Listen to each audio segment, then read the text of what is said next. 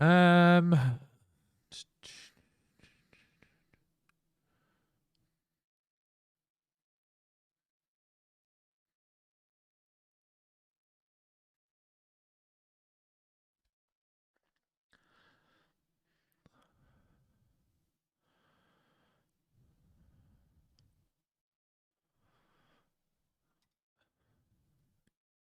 damn,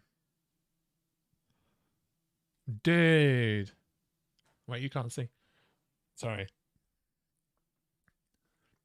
People make this?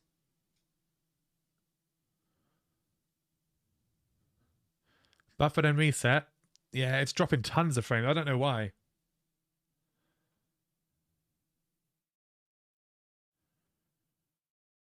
What's going on? That's insane.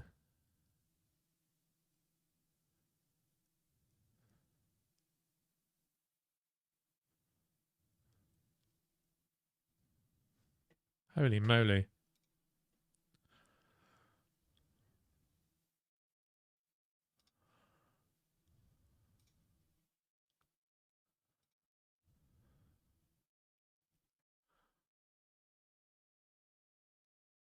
Is this real? Like someone's actually made this? Nah. Oh, I see. I was going to say. There's no way that's in game. No way.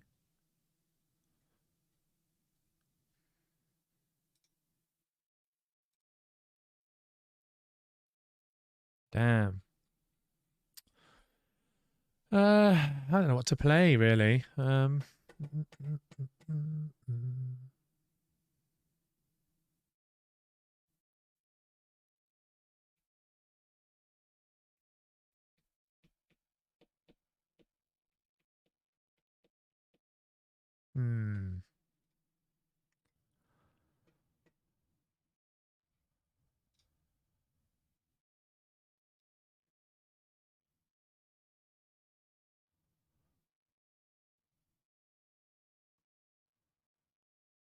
Uh,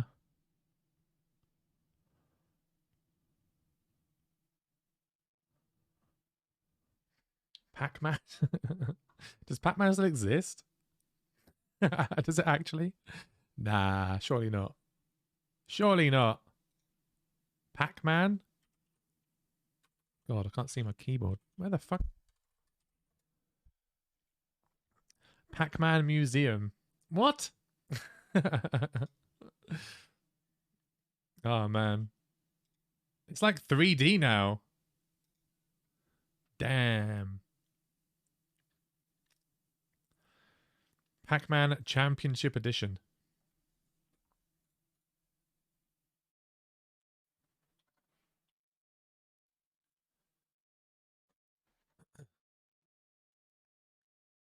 Hmm.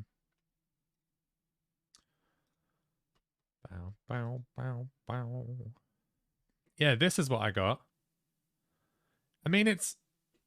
I was excited to play it, but it looked terrible last night. What I was watching on streams.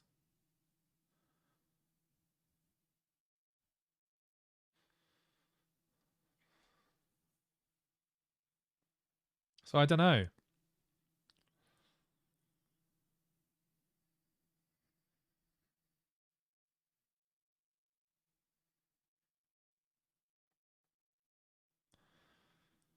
Look at the building in it. It looks like, and the building is good, but the actual rest of the game just looks a bit trash, and it's really buggy.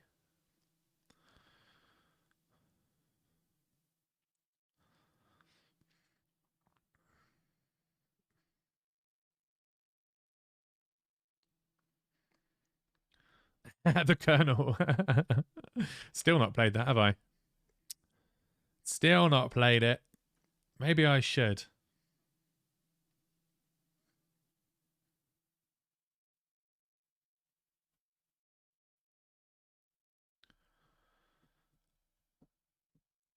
Ba, ba, ba, ba, ba. Yeah.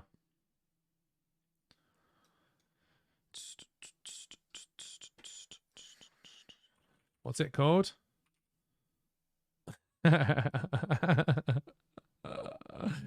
Oh my god, it's free to play now. Fucking hell.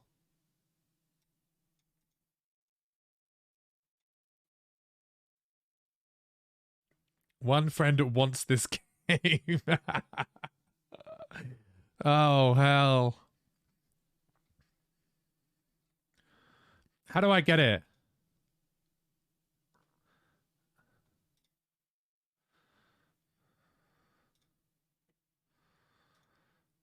Now we're gonna... Oh, no.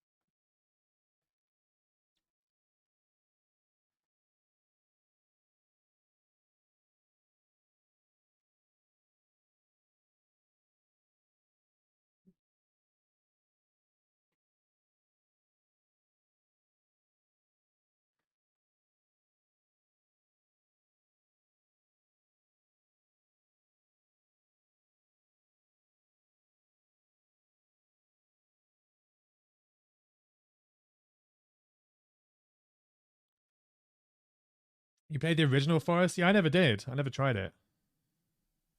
3 different trees dropped to me. I raged, never went back.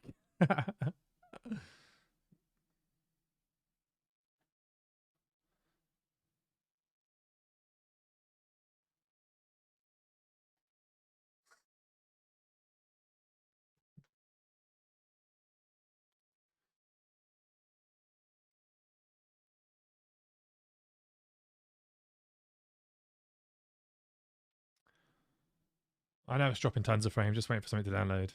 Have to bear with a minute. I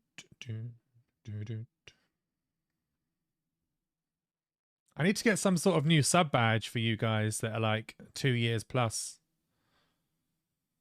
I don't know what to do though.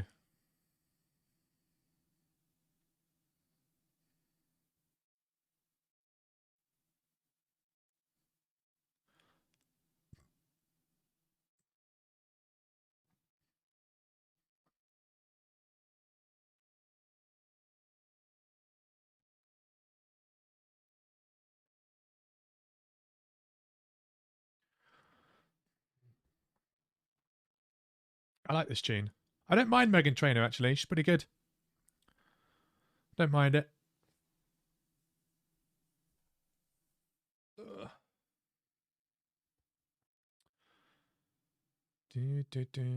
My face? What, as a sub badge? I don't think so. You have my face as an emote you can use. That's enough. Don't you? You have this.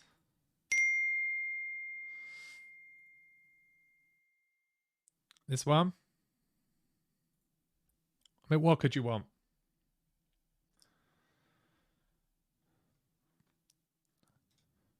Okay, let's see if this worked.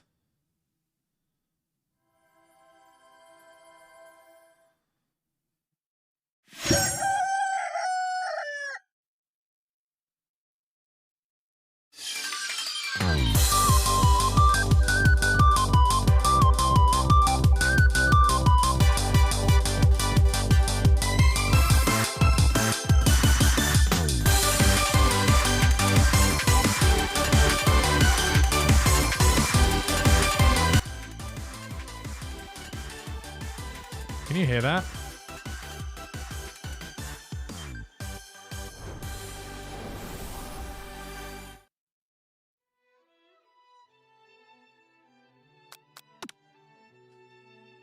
Okay. Sure.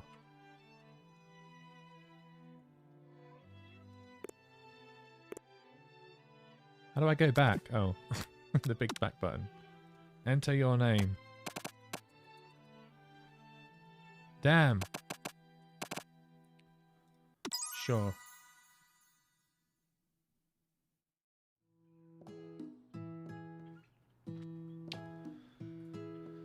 You sleep softly as the morning sun casts a warm glow through the window of your modest student apartment. The world is peaceful and serene. You can stay in the moment forever. What the fuck?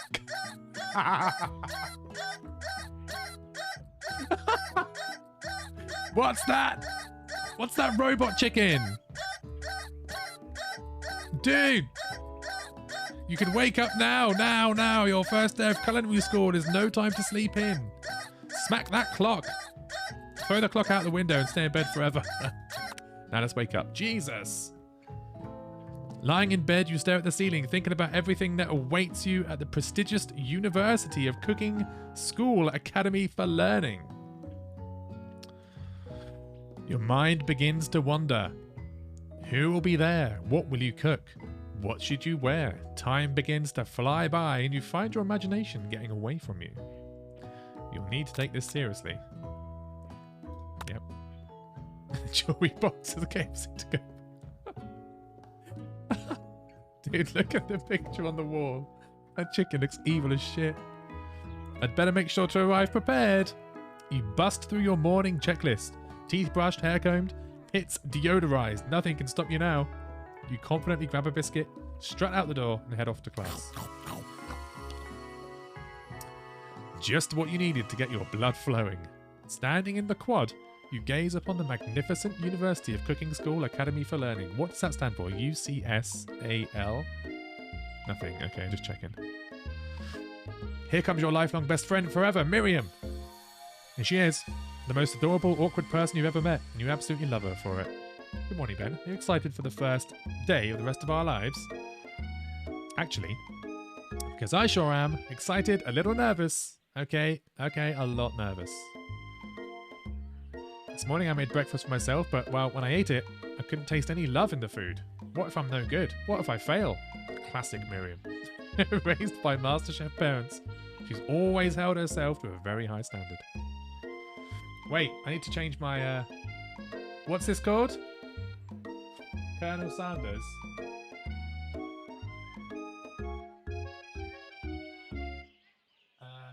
Colonel. Nice. And dude, if I get banned for this game, it's going to do me a huge favor. Ever since we were little babies playing together and you rescued me from that quicksand box, it's been clear to me that you were the most loving, caring person I know. You're going to do great. But with University of Cooking School Academy for Learning's famous 3-day early semesters, I'm afraid of being left behind, never catching up. A sweet girl, Miriam has always had a flair for the dramatic. This summer, she got so nervous about her first kiss that she tipped her toothpicks on a mannequin. Okay, pep talk your best friend. Change the subject to school gossip, sure. It's hard to see Miriam like this, and frankly quite exhausting. Rather than dwell on her anxiety, you try to change the subject to something more interesting. All summer, you've been hearing rumours about a dreamy, enigmatic mystery student who is enrolled at this school. Yes, that's a little worrisome, but you'll be fine. Now, what about this mystery student we read about on the school message board? Any new deets? Get this, I heard his name is Harland, and he's no ordinary student. They say he has powers. He's had them ever since he was born, from an egg. Okay, dude. An egg? Like a chicken? Don't be ridiculous. That thing about having powers, it would line up with some of the other rumours I've heard. Like, I heard he once fought a bear with just his smile. You both start thinking about a student so handsome that the laws of physics don't dare apply to him. Dreamy. Before you can get another word out, you're rudely interrupted when someone smacks your books and custom-engraved measuring spoons out of your hands and onto the ground. It's Ashley, your arch rival. Onion, where is she? Ashley Orion. She is my arch rival. She's totally evil, but you can't help but be filled with jealousy. She can get anything she wants, and she knows it. Hello, Ashley. Oh, I didn't see you there, chicken shins. You leave Ben's shins alone. They're perfectly normal shins. You fucking tell that bitch. You can't stand Ashley. Even her name is annoying. True. Ashley, one of the worst names. You know for a fact it's actually Ashley, but she had to add extra letters to make herself feel better than everyone. True. Leigh. If anyone here knows what perfect shins look like, it's us. We're not going to let you or your really weird insults get to us. Across the quad, you see Ashley's best friend, Van the Man. Okay, has stopped to look at his own reflection in the mirror. His pants are so tight you can see him casually working out his glutes while he styles his hair. No lie, they're rocking glutes. Okay. Oh, Christ. You've never been sure what their arrangement is, but as long as you've known them, Ashley and Van have been just as close as you and Miriam, but substantially more devious. I can't believe that University of Cooking School Academy of Learning would ever allow people like you to attend as students. I know, right? You think they'd just hand us our diplomas now, or maybe hire us as professors. You amateurs could learn a lot from us. Okay, I'm gonna get my voice is gonna die reading all this. The first day of school about to start, there's just no time to properly tell these two off, so you resist the urge. Let's go, Miriam. See you later, losers. Is this me? As you approach the door, you see a goofy-looking kid pushing hard against the window.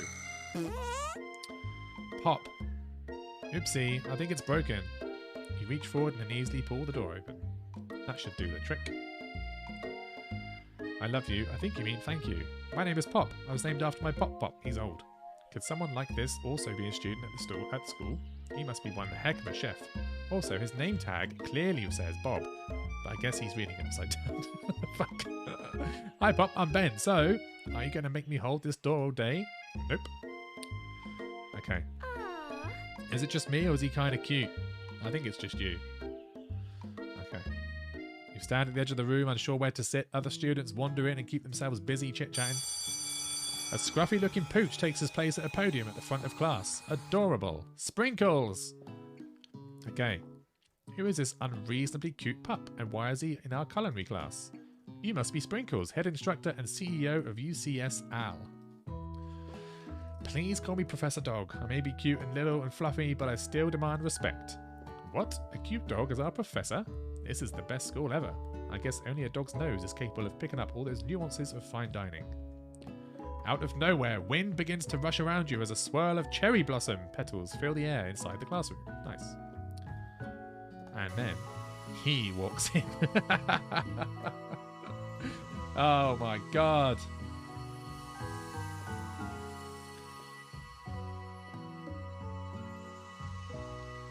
Jesus. Wait, we must have something better than...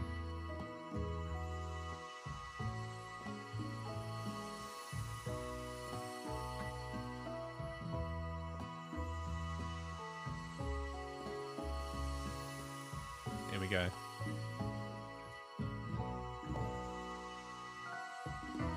That's better.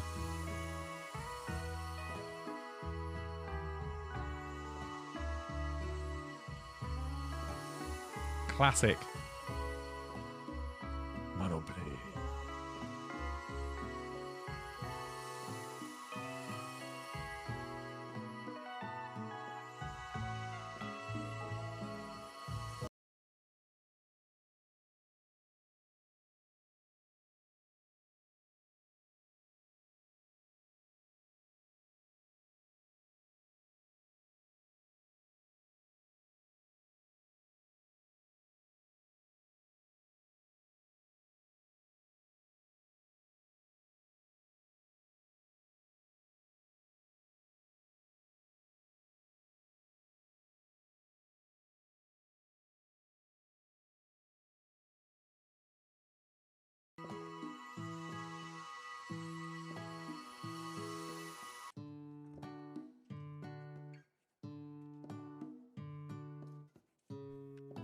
You're immediately swept up in the aura of his new student and his remarkable goatee.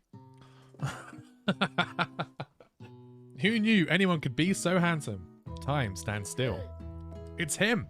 If it isn't my favourite student, Harland. Oh, damn. Colonel Sanders interrupts Sprinkles. Sorry, Professor Dog, before he can finish his sentence.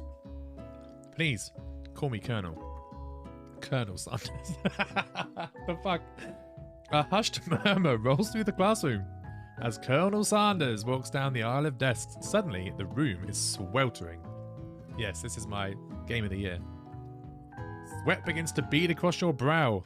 You feel like everyone is looking at you, and you're not entirely wrong. And this over here must be Sweaty Sweatsalot. Maybe we should open that window back up before Faucet Pits melts into a puddle. Savage. You two both know my name. We were in the same kindergarten class. And what is with all your really weird insults? You take a moment to clean yourself up. It's a good thing you don't forget about this deodorant this morning. This classroom is hot, hot, hot. Professor Dog steps in to settle the class down and set some ground rules. God, okay. Birthplace of Culinary Legends, past, present, future. Many changes await you. There'll be tears, there'll be blood, there might even be really adorable tiny food, and when all is said and done, there'll be a battle. You will lift your sporks and compete in the broom cooking arena. Just then, another student enters the classroom and interrupts the professor's rousing speech. Hi guys, sorry I'm late. I hope everyone had a good summer. I really miss... Late to class is bad enough, but interrupting my monologue? You're on the fast track out of here, young man. Are you sure you're even in the right place? Oh my god, all this reading. Okay. You're expelled if you utter one more word before I finish. Let that be a lesson to you students that tardiness is unacceptable. Even Clank made it here on time, boarding halfway across town on his tiny wheels. You turn to see the student Sprinkles is referencing, who appears to be some sort of industrial kitchen appliance. Oh, this thing. Okay, this is Clank. Cool. Clank, you rascal. Sprinkles walks in the classroom as everyone stands in silent obedience. When he gets to you, he lifts his nose into the air and takes a deep sniff. Your diet is lacking. Based on what I'm picking up here, you definitely need a multivitamin. You should be taking better care of yourself. Okay, you decide to try and butter him up by giving him a treat from your pocket.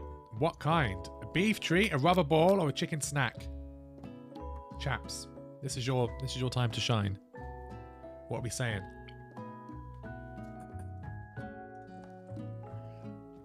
It's a dating sim. More dialogue, little to no action. True. We need some action though. You reach beneath your apron and return with a chicken snack in your hand. Sprinkle's eyes go wide as he locks onto it. His favourite.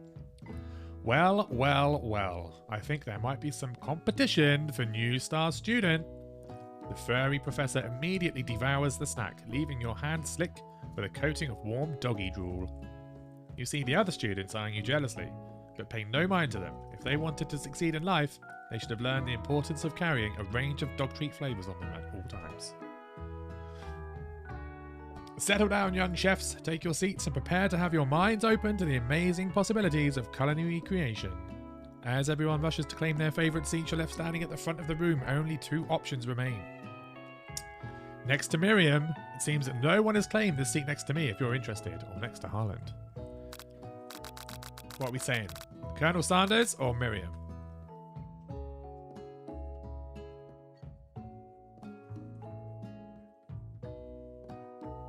This is on you guys. This is an interactive stream.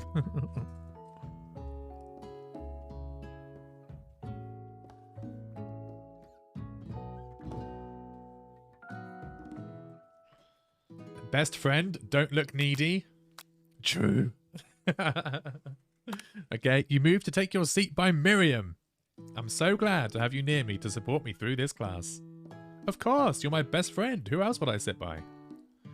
Colonel Sanders, he has such a magnetic personality and there's a seat open right next to him. If you had sat there, you might have gotten to know him a little better. I'd never sacrifice our friendship. Besides, I'm sure I'll get a chance to talk to him later in the semester. I've got 3 whole days. That's like a lifetime. So you say, but now that Miriam mentions it, that Colonel Sanders is just so darn dreamy. As soon as you've settled into your seat, the professor makes an announcement. Think fast, it's time for a pop quiz. Yay, a quiz about me. Oh god. This incredibly important and surprisingly short quiz will tell me if you're ready for life at culinary school. Keep your knife sharp and your focus sharper. Here comes question number 1.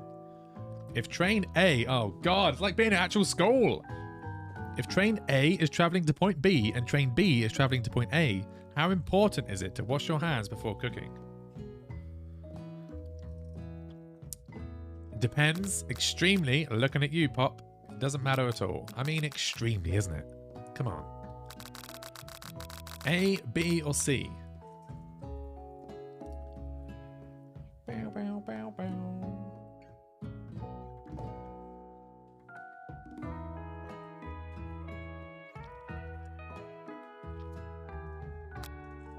B. That's right. A forest is to tree as chicken is to feather. A forest is to tree as chicken is to feather, right? Yeah. That's right. What is the most efficient eating utensil ever created? A comically oversized fork, a meat tent. It's got to be a spork. Isn't a spork like a cross between a spoon and a fork? Hands? True. I don't think hands are on here though. It's got to be a spork. That's right. What food is best for a broken heart? Anything as long as it's prepared with love and not too much salt. Camel meat. A pancake that looks like a silly face. I mean, is there like an actual true answer to this? Does it matter what we say?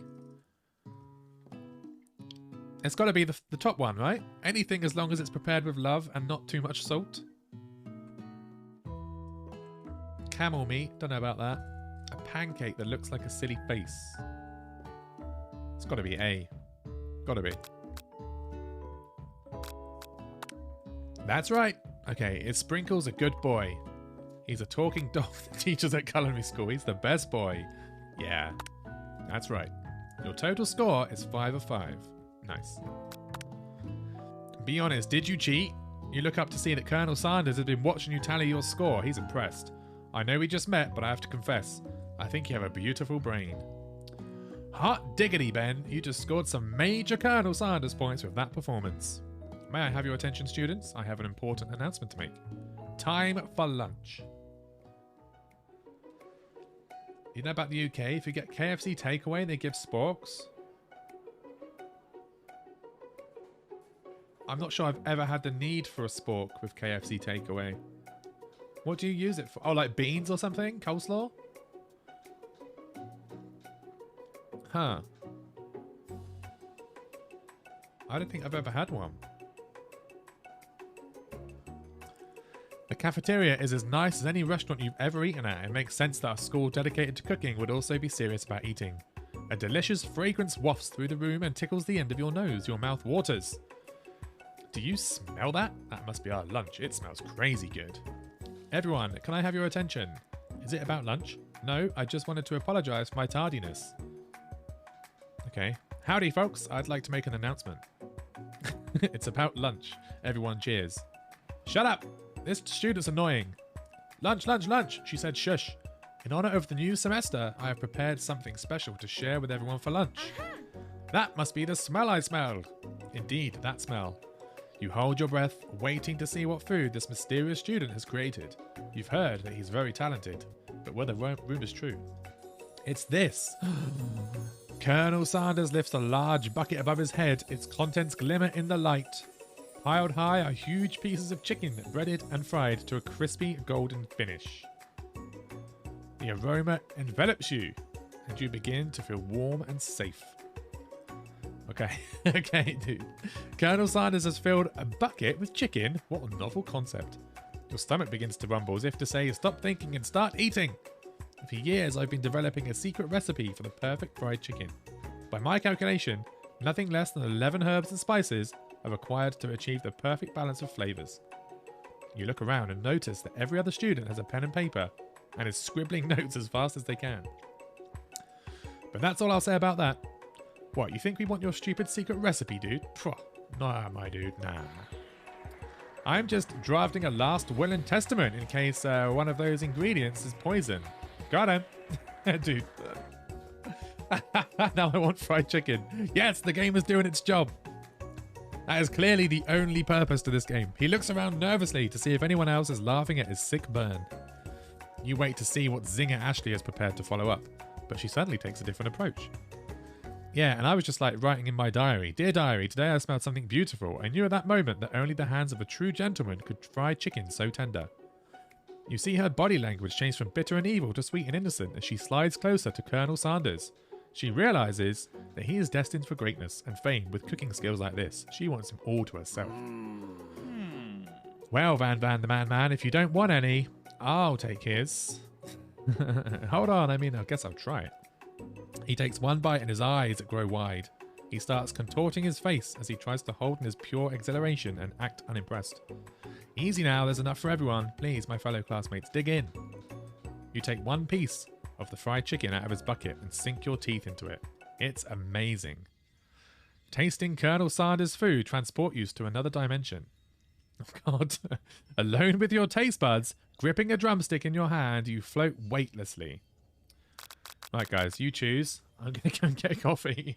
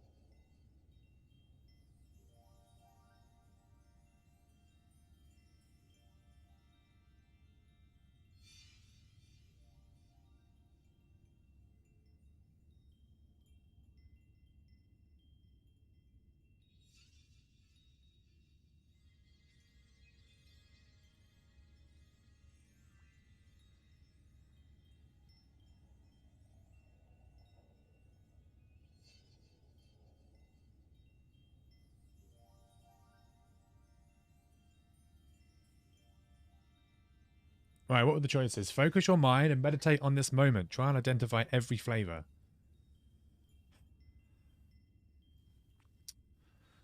One for A and one for B. Okay, I'll be the decider then. Savor the moment and everything that it tells you about Colonel Sanders' culinary heart. I feel like I would do A. Trying to work out... In fact, I have done A before. Trying to work out what each flavor is. You let the food rest in your mouth and focus on it, scrutinizing every flavor. Yeah.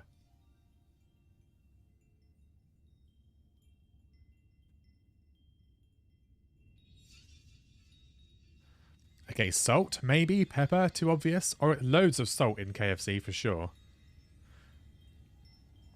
Something dark, something spicy. You dig deeper. Even deeper still until you find it. Could it be... Oh. Blank? You try to go even deeper into the sea of flavors, but this revelation alone is more than you can handle. You snap out of it and realize that this information was meant to remain a secret, and yet now you know. A mantle of responsibility now rests upon your shoulders. As you look around, you realize that everyone in the room is consumed by the lunch. No one noticed that you've traveled through space and time. After tasting his food, you try to get some one-on-one time with Colonel Sanders. You approach Colonel Sanders. Colonel Sanders smiles ever so softly as you approach. He stops what he's doing and allows you to break the silence. Colonel, I wondered if I could talk to you for a second. Anything for a fellow chef. What exactly was on that chicken? How bold to come out and ask. It's an idea I had for a new combination of flavors that will make me my fortune and establish my legacy for all time. as I open a chain of highly successful fried chicken restaurants. No big deal. True. It's just you and me here talking. I can keep a secret. In fact, I've got some of my own that I'd be willing to trade. What's the rush? The semester is only getting started. We've got 2 more whole days to get to know each other. He's clearly not going to give it up easily, but it doesn't hurt to be persistent. You know what they say about secrets, Colonel. Shouldn't learning be fun? You've got Moxie, I'll give you that. Moxie? What the hell is Moxie? The cane? Oh, with the chicken on it. Didn't even notice. Didn't even look.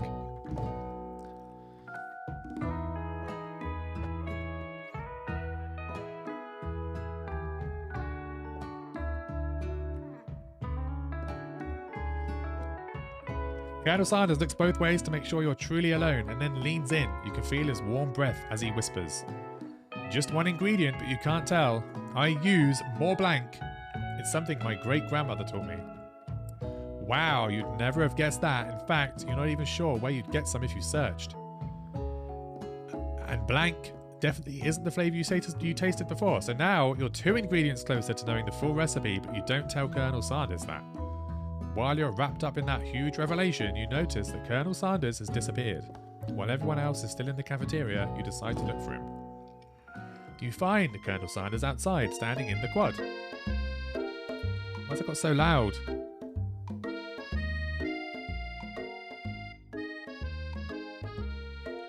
Oh, it's you again. Howdy. Sometimes I like to come outside and look at the school buildings. I think about how my story will continue on after I've graduated. It sounds like you have big plans. I dare say the biggest. I will leave my mark on this world, you can bet on that. Alone together for the first time, you figure now is the perfect moment to show your personality to him. Neg him to show your own strength. Wow him with a big idea to add an additional ingredient. Be modest but thoughtful, that's what I would do. Moxie. Learn to pronounce noun. Okay, informal North American force of character, determination, or nerve. Oh, okay. Thank you. Well, I just wanted to tell you that I really enjoyed your food. Now you've got his attention. The flavours were complex but comforting. The interplay between salty, savoury and peppery, it was perfect. I appreciate the compliment, Ben. I'm sure you'll be a big success. I know we've only met today, but I'm starting to get the same feeling about you. We should head back inside. Next lesson starts soon. You step into the massive cooking arena where the afternoon lesson will take place. Each student gets an oven and all the tools and ingredients they could need. Look at this place. It's magnificent. Finally, we get to show off our stuff. Wait a second. Oh no, we have to show our stuff. What if I totally blow it? You're not going to blow anything, except maybe kisses to the crowd of fans you're going to earn with your signature adorable tiny food creations. Welcome, students, to the cooking arena. For today's lesson, we'll be cooking with partners. Hurry up and pair off. Naturally, Miriam looks over at you, but unable to control yourself, you pounce on Colonel Sanders. Hey, Colonel, would you like to tackle this lesson as a team? A team of 2, that is. Me and you, if that wasn't clear. Want to be my partner? Sure, Ben, I'll prepare our station. Without you as a partner, Miriam is left standing all alone. 2 different students quickly take notice. Hello, new partner. Oh, God. Oh, my. 2 potential partners. I'm so sorry, gentlemen, but I don't know who to choose. It looks like you'll have to pick 4. Friend duties can be a little awkward, but that's the price you pay for not being alone forever. Okay, do we choose Pop? Or we've got to be Pop, right? Clank's a robot. We've got to choose Pop. Sorry, Clank, but I think Miriam will be partnering with Pop today. Pop gives a big smile as he steps up to the same station as Miriam. I'm a chef. He holds up a banana and without peeling it, proudly eats the entire thing. Okay, it's disconcerting, but Miriam is too kind to act grossed out. I love your enthusiasm, Pop. She looks at you like, really, this kid? But it's too late to change your choice now. Now it's time to focus on your own cooking classwork. Alright, you 2, for today's lesson, we're going to keep it simple. Pick a basic dish and divide up the steps. No chef is an island. It takes 2 flints to make a fire. You get the idea. Which dish do you suggest to your partner, Colonel Sanders? Showing your stuff in public gets you a £100 fine and name on a special list. Okay, I'll bear that in mind.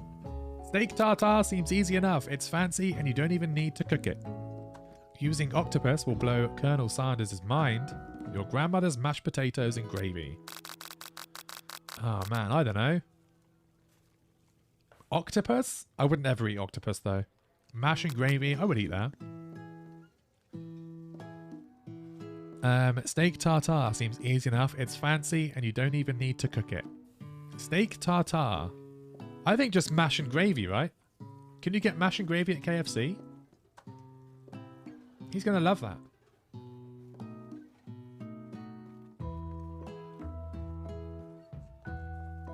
I think you can, can't you? You can definitely get gravy, but let's go with that. I've always been something of a down-home chef. I was thinking we could make something warm, inviting, comforting. Maybe mashed potatoes and gravy. I couldn't imagine one without the other. That's very true, actually. Nor could I. Colonel Sanders casts a coy look at you, causing your whole face to go beet red.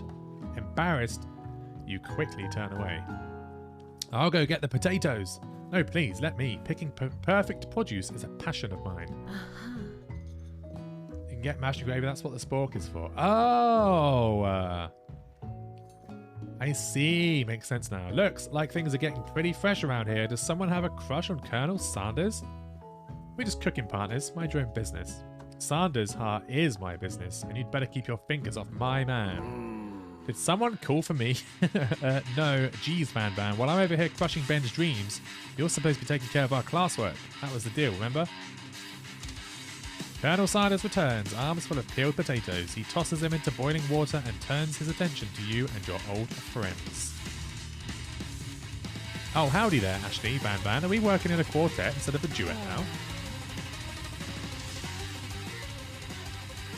Actually, no. It looked like Ben was struggling, so we offered to give them a hand. You know how it is. These young amateur chefs need a lot of mentoring. I was going to say, Colonel Sanders, maybe I could also teach you a thing or two about fancy food. Maybe one day you might be able to get up to my level. Ha, doubt it. Don't be rude, Van Van. Personally, I have no doubts whatsoever about Colonel Sanders' ability to concoct creations worthy of admiration. After all, your fried chicken was quite spectacular. But Colonel, if you ask me, I might make a better partner of you than this thing that has positioned itself at your station. Don't you feel deep down that we cast complementary shadows? We fit together like a thigh and a drumstick. It just makes sense. Nothing about this makes any sense, but one thing is clear. She's coming for Colonel if you don't watch out. Ashley is really going at you hard. You need to ask for some backup here before things get ugly. Okay, turn to Colonel Sanders, hunk of hunks in your time of need. Turn to Miriam, your forever bestie who always has your back. Oh, man. Let's go to Sanders. I'm here to learn and to express myself via my cuisine, not bicker with prima donnas. Partners were chosen at the beginning of class, so let's all respect the format, okay? You turn to Colonel Sanders to confirm that you're on the same page. I chose Colonel Sanders, and Colonel Sanders chose me. Isn't that right? Why is there like... Are these drumsticks on her legs? I just noticed down there. A businessman respects all fair agreements, from contracts to handshakes. I took on Ben as my partner for this activity, and I stand by it. Based on your team's behaviour, I'd say you're perfect for each other. Neither of you has Ben's natural talent or their loyalty. Okay. You look for Sprinkles in hopes that you might step in, but there's nowhere to be found. Darn those cute corgis and their short but sturdy stature. Right. Let's have a look here. You look down on your station and realise that in the tension of the moment, your hands have been cooking on autopilot. Distracted by the drama, you've already crushed the boiled potatoes into a perfectly cream mashed texture with plenty of butter and cream for flavour. It's as if your natural passion guided you through the steps you know so well while your attention was elsewhere. I know just what to do. Colonel Sanders extends his hand. He's holding a beautiful white porcelain gravy boat, out of which pours a smooth brown gravy, smothering your nearly finished potato dish. Oh, look at that! Gravy flows down the mound of mashed potatoes. The result looks spectacular. Granny would be very proud. That does look good.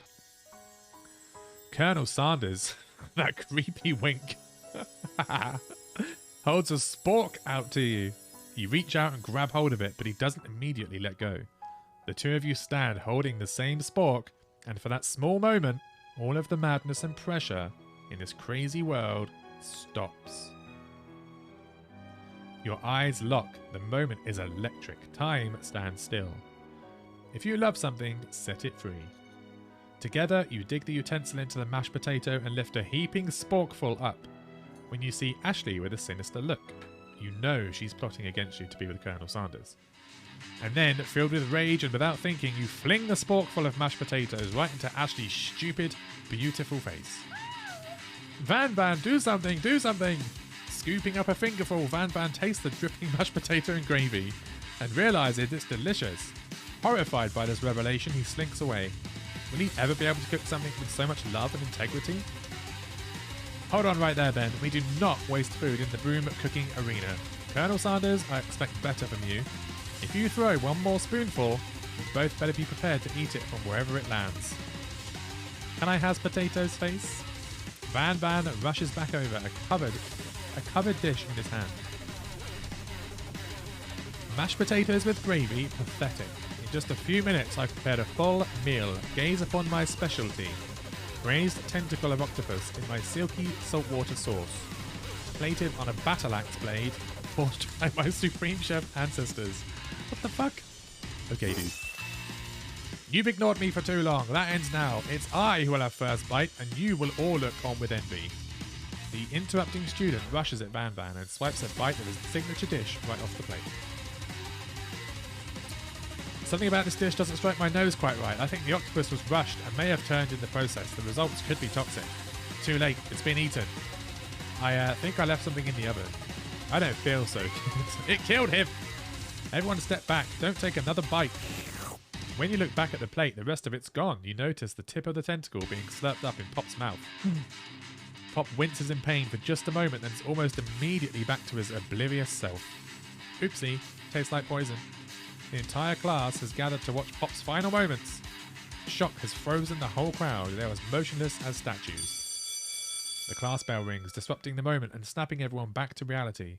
It would appear that Pop's enthusiasm for trying new things, despite obvious danger, has inoculated him against poison of all kinds. I'm not sure the professors here make enough money. Hello? I just turned into a ghost over here. What the fuck? Oh, that's the... Oh, okay. Right, okay. I was confused then for a second. That's the first student that died. Seeing that you're shaken up by that really annoying student and all his nonsense, Colonel Sanders approaches you. I'm sorry you had to go through that. Please let me walk you home. What? Like for real? Oh, come on. You follow Colonel Sanders out of the room. At night, the school building has taken on another vibe entirely. It's dark and more than a little spooky. Colonel Sanders stands in the quad's neon glow and speaks softly. Those mashed potatoes you made in class today, before you go on, I want you to know they're not a great representation of my skills. I didn't even realise I was making them. They were amazing. Tasting them, it reminded me why I became so passionate about food to begin with. Colonel Sanders is getting choked up. Cooking is obviously important to him in a way that you find inspiring. Now might be the perfect time to tell him you're developing feelings for him. Colonel Sanders? Yes, Ben? There's something I need to tell you. Hold it right there. There's something I need to tell you first. Oh, geez. You see, when I was just a boy, I had a dream that one day I would be the greatest chef the world's ever seen. And every day since, I've been working towards that dream. Day and night, never stopping, never resting. Also, lifting a lot of weights, like so many weights. We should follow our dreams with all of our hearts, that our souls may grant them like wishes floating on a shooting star.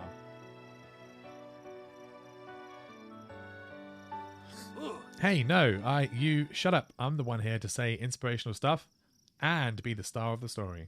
Are we forgetting that your cooking literally killed a guy? You can't prove that. I also saw you kill that guy. What was his name? Somewhere in the distance, you hear a long, sad sigh. Forget him. We're talking about me. Me. I'm the hero. The Spork Monster is here to fight a hero. Fucking hell. What is this? What even is this? I think I left the fridge door open. Later, nerds. How dare you threaten me just as I was letting down my guard and connecting with another chef on an emotional level? Be afraid. Be very afraid of me because I'm a monster. See? Is he rhyming on purpose or is that just a coincidence? But before you can discuss syntax any further, it's a turn-based fight sequence. What will you do? Oh, God. Attack? No, we'll defend first. You decide to defend. Which defense will you choose? Trepidation. You close your eyes tight, but then open one just enough to squint and see the Spork Monster across the battlefield. For some reason, it makes you feel more prepared for what comes next. Spork Monster goes on the attack. They spit hot gravy at you. You take 1 damage. Fat lot of good that defense did. Okay, we attack now. You decide to go on the attack. Chow down. 2 damage. The fire in your belly made you stronger. Spork Monster's really feeling threatened by your attack. Spork Monster focuses their mastermind and draws energy from Mother Earth itself. They grow larger and larger, more intimidating. How will you respond? Attack! Okay, which attack will you use? Cook with love, I guess. 1 damage. Spork Monster is no quitter. Buffed up and ready to rumble, they go on the attack once again. Spork Monster uses Utility Tensile. You take 2 damage from the attack. If you take much more damage, you're not going to survive the battle. Depends. Okay, we're going to use Buff Up. No one can control this much buffness. You start to feel bloated and, quite frankly, a little gassy. You'd better attack soon, you're likely to explode. You decide to go on the attack. Chow down. Okay. 2 damage. Nice. Powerful blow. Spork Monster's oozing cheese sauce onto the lawn. Feeling vulnerable, Spork Monster prepares for its ultimate attack. Rounded Edge. Vile villain, your reign of terror stops here. Colonel Sanders summons the energy of 1,000 chickens.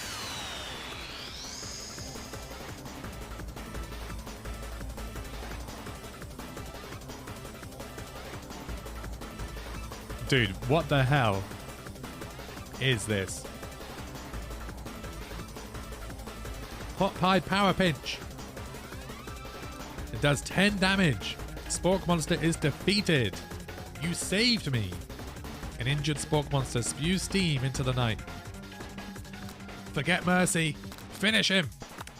No student will ever walk in the quad in fear again. This monster messed with the wrong chef. Attack. You ready your final attack? You'll never survive my student debt deconstruction. What the fuck? Student debt loan destruction. It does 10 damage. Spork Monster is completely vaporized. Colonel Sanders looks on in awe. You continue to surprise me, Ben. The defeated monster left behind a special item. It appears at first to be a cookbook, but upon closer inspection, it's so much more.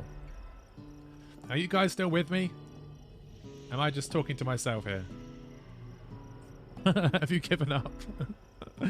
It's a book of magic spells with a golden chicken on the cover. You open the cover and find a library card tucked inside. The last name to have signed it out is Borko. Borko, that name sounds strangely familiar. Your blood is pumping as you stand in the quiet of the night, holding the mysterious book in your hands. As you come down from your battle buzz, you realise that your final attack has left you completely depleted. The world around you begins to fade away. Papa G's holding on. Without any energy to keep your eyes open, darkness overtakes you. The image of Colonel Sanders flashes before your eyes as you fall asleep. He must have helped you get home. In your tired state, you don't know if you could have made it without him. What a guy. You want to thank him, but you don't have the strength to utter a single word. You feel your covers being pulled up over you as you're tucked in tightly. Good night, my Colonel. In your dream, you're together with Colonel Sanders. For some reason, Sprinkles is also there, instructing your love. Dreams are weird. Okay, here he comes. What the fuck, dude? You awake on day 2 and attempt to process the wild visions you had. Were they memories or premonitions? You lie in bed and stare at the ceiling, thinking about the secret you discovered while tasting Colonel Sanders' cooking yesterday. You can't believe he really used blank. And then, there was that secret ingredient that Colonel Sanders went ahead and told you outright. Not much of a secret. It's probably just because he already trusts you so much. Sure, that makes sense. We'll go with that. You meet up with your bestie in front of the school. Before you can tell her about the encounter with the Spork Monster, she launches into a story of her own. Okay, I know this might sound a little strange, but I think it might be... I think I might like Pop. Like him? Like? I know it sounds like it's moving too fast, but there's something about him. I like him. Like him.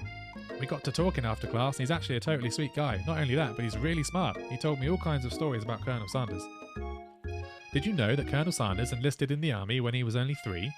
Not only that, but he founded a special unit of super soldiers who all wear the same hats just because he put a hat on one time and thought it looked cool. But Colonel Sanders doesn't even wear a hat. He wears a ribbon tie. Either way, maybe it'd be best if you took it slow with this new boy, like I am with Colonel Sanders. You and Colonel Sanders, the coolest guy in school, the most famous student to ever attend University of Cooking School, Academy for Learning, you're a thing now? We definitely connected yesterday. Sure you did. You're great. Why wouldn't you be into you, I guess? Laughing at the implication that you and Colonel Sanders might be a thing is definitely not cool. You are great. You have an idea about how to prove that your love is real. Joanna's in as well. If he's not into me, why did he tell me one of his secret ingredients? However, you don't tell her that you know a secret ingredient too, which you discovered on your own. Your bestie's eyes light up. A secret ingredient? Yeah, I just said that. A secret ingredient. Is there a dramatic echo in here? Miriam checks to make sure you're alone before continuing. So, this summer, while I was on vacation with my family, a lovely man approached me in the botanical garden where I was wandering. This can't be good. He told me all about his passion for spices, secret spices. The man even gave me some to show me what he meant. He said it was a powder created from super duper rare dried flower petals, and that if I did him a big favour, I could have some of my own. God. Please, Miriam, don't tell me. So I filled my suitcase with them and brought them home. He was so nice, he even met me at the gate when I arrived. Later, when I cooked with them, a very strange feeling came over me, and the flavour was unlike anything I'd ever tasted. Oh my god. I think you're being very liberal with the meaning of spices here. Whatever, anyhow, we both share an interest in cooking, so we've stayed in touch, you know, like pen pals. I bet he'd love to know more about new spices. Well, I'm definitely not supposed to share Colonel Sanders' secret recipe, and besides I only know the one ingredient, so I doubt it'd be much use to anyone. Please, it would mean the world to me. No one has to know it came from you or from Colonel Sanders. Oh my god, should you protect Colonel Sanders' secret? We can't. We can't tell her. Make up a fake. You quickly think of a fake ingredient name. I don't know, how about... It was Eye of Newt. I know, it sounds like some kind of witch's potion, but what can you do? Eye of Newt? Wow. Wow. Her eyes light up imagining such a thing, and you figure that you've satisfied her curiosity and she'll move on. However, she immediately turns around, does some thumb typing on her phone that you can't quite see. That's probably not good. Before you can ask her to confirm that she was definitely not texting secrets to other people, you're interrupted. A wind rushes in. Cherry blossom petals fill the air. It's Colonel Sanders. He's arriving at school on a horse. Because that's what he does, apparently. Okay. Stand back and admire his majestic glory, or run to him. Running's a bit keen. We'll stand back. Colonel Sanders' horse is truly a thing of beauty. Without ever acknowledging that he's being watched, he does a short horse dance before dismounting with a flourish. He then slaps the beautiful creature gently on its rear, sending it running free into the countryside. You are so struck by the sight of him that you lose the ability to speak coherently. Oh, I didn't realise anyone was watching. Don't worry, he knows his way home. You attempt to compliment Colonel Sanders, but the words don't come out exactly right. What a horseful beaut you have. What a horseful beaut you have. Dang it, that's what I just said. Being a good friend, Miriam attempts to cover for you. Oh, Ben just gets really nervous around people they like. What? This is not helping. They got food poisoning and were up all night. It was gruesome. You should have seen it. She gives you a wink and a smile as if to say, situation handled. Can't blame a girl for trying. And with that, Colonel Sanders disappears into the school, leaving you and Miriam to follow. When you enter the classroom, you can see your two rivals, Ashley and Van Van, are doing something bad. By the way, they're hiding. You know it must be really bad. Oh, by the way, they're hiding. Like counterfeiting recipes bad. Experimenting with restricted ingredients bad. Summoning a demon bad? You try and get a peek over Van Van's hulking shoulder, but he sees you coming. Well there, little one. I'm not sure you're ready to handle this. Okay, hold on. Tell them to stop acting immature. Act like you're not interested in them, but really try and get a closer look. Let's do that. You sit near the rivals, but leave your back turned to them. You even hear Van Van mutter something that sounds a bit like a magical spell. However, he notices you eavesdropping. You try and cover your tracks and improvise an excuse. It's time for class and you're distracting the rest of us who want to learn. Now you've upset them. Oh, and you're the emperor of cooking, are you? You make the rules. I'm not sure you'd know a good meal if it ate you. Being the best chef in the world takes more than just culinary skills. It takes creativity, it takes panache. And it doesn't hurt to use a little evil. You finally get a look at what it was they were hiding and you instantly recognize it. It's a book, just like the one you found after your encounter with the Spork monster. That's the same book that I found last night in the quad. Ashley immediately elbows Van Van, who hides the book behind his back. I don't know what you're talking about. That book is a family heirloom and its contents are secret. You notice that they haven't just been studying the book, they've got Pop pinned to the wall, and they're tossing potato skins at him as he tries to catch them in his mouth. Okay. We're playing!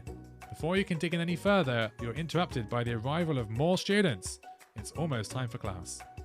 Beep beep. Clank must be running late. He's in such a hurry that he rolls right over Van Van's meaty foot. Hey, watch it, you bucket of bolts. You watch how you talk to him. He didn't do anything. Who do you think you're talking to? I've never heard such language. Not even from a stand mixer. Okay. Have a little argument here. Van Van jumps to attack Clank, but Clank shocks Van Van, sending him flying across the room.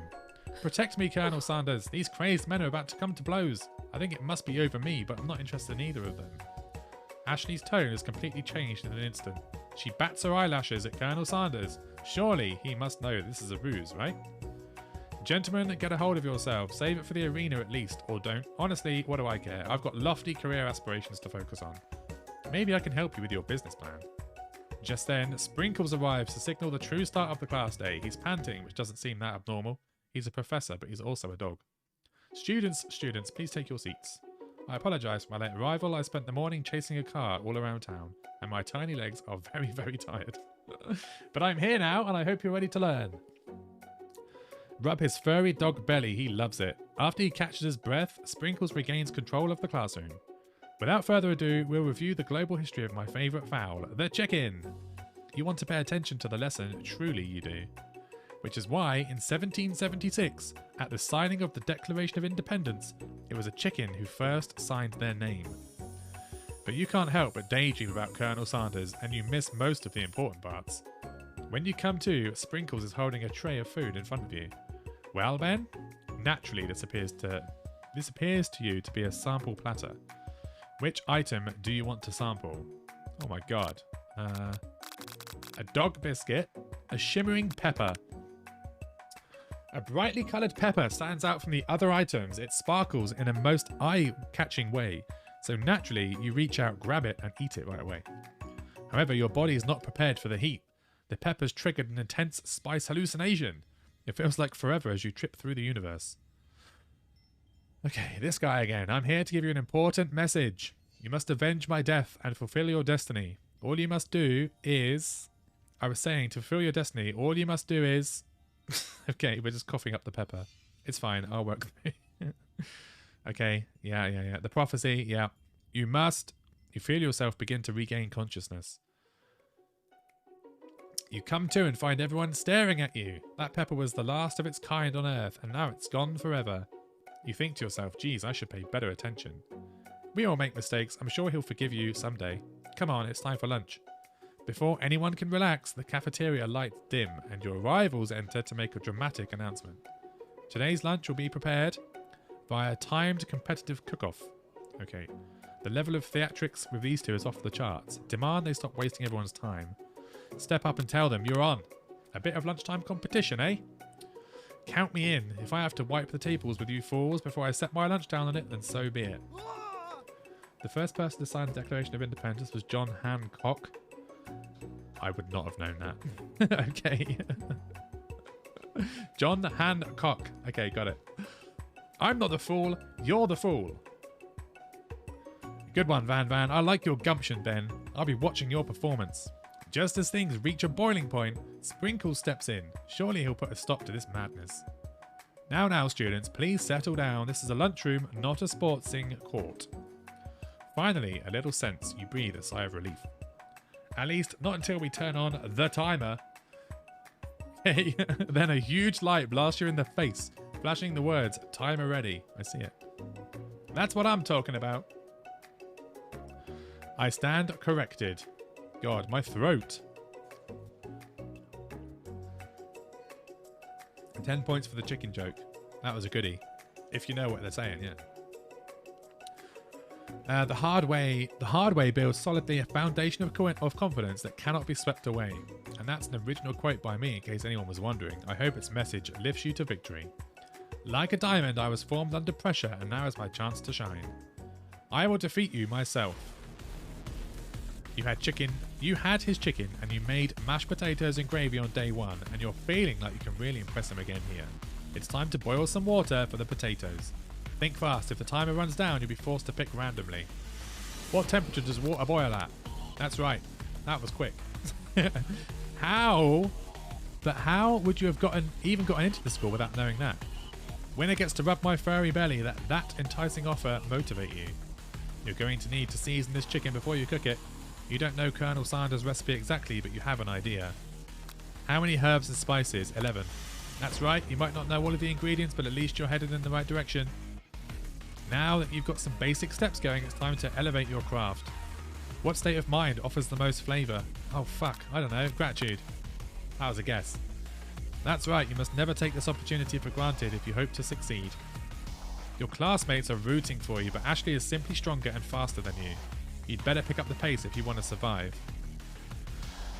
When you were a child, your father told you to never forget where you came from. Every day you meditate on his advice and draw energy from that place. Now would be a great time to harness that energy, so where does it come from?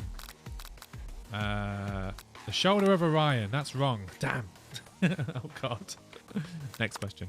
You try to shut out the noise of the arena and focus on your cooking. The sound of success. Sizzling. That's wrong. Damn it. Okay. Next question. Colonel Sanders out of the corner of your eye. I believe in you, Ben. He's actually cheering you on. Which would be awesome, except knowing he's watching you makes you totally forget what you were doing. Now all you can think about is Colonel Sanders. Oh my god. I had no idea.